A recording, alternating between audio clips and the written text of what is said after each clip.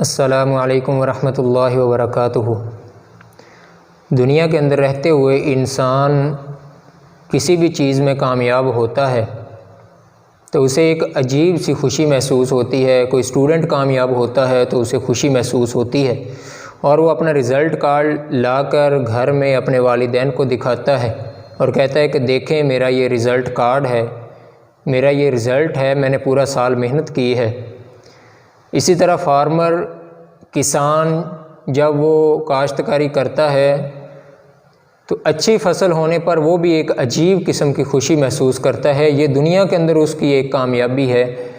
ایک آدمی بنگلہ بنا لیتا ہے، گھر بنا لیتا ہے، گاڑی خرید لیتا ہے، یا کوئی بزنس مین اپنے کام میں کامیاب ہو جاتا ہے تو وہ سبھی کے سبھی ایک قسم کی خوشی محسوس کرتے ہیں اپنی کامیابی پر۔ ایسا ہی ایک نقشہ اللہ تعالیٰ نے اس آدمی کا بھی کھینچا ہے اپنی کتاب قرآن کریم کے اندر،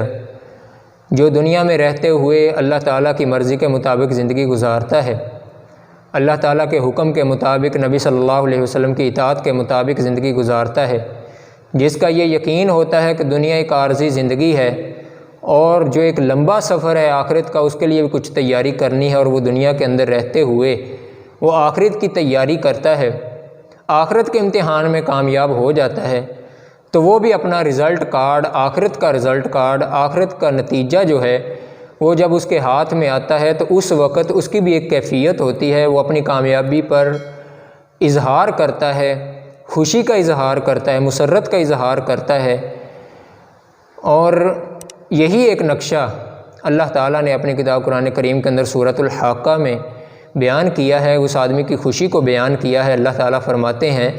فَأَمَّا مَنْ أُوتِيَ كِتَابَهُ بِيَمِينِهِ فَيَقُولُ هَاؤُمُ اقْرَءُوا كِتَابِيَهْ، کہ جب نیک آدمی کا نامہ اعمال اس کے دائیں ہاتھ میں دیا جاتا ہے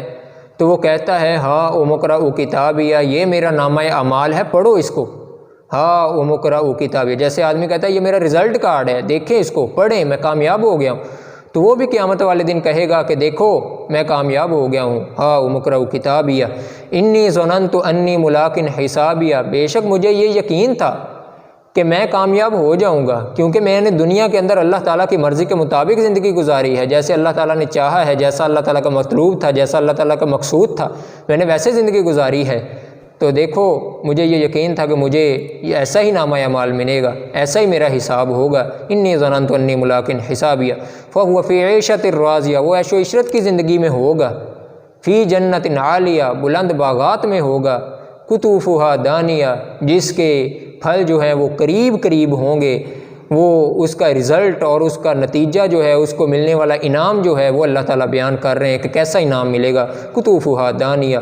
کلوا واشربوا ہنیئا بما اسلفتم فی الایام الخالیہ، اللہ تعالیٰ کہیں گے کھاؤ اور پیو، یہ اس کا بدلہ ہے کہ جو دنیا کے اندر رہتے ہوئے تم نے زندگی گزاری تھی، دنیا کے چند ایام جو تھے تم نے گزارے تھے، اللہ تعالیٰ کی مرضی کے مطابق گزارے تھے، تم نے دنیا کا امتحان جو ہے وہ پاس کر لیا، اور آج تمہیں وہ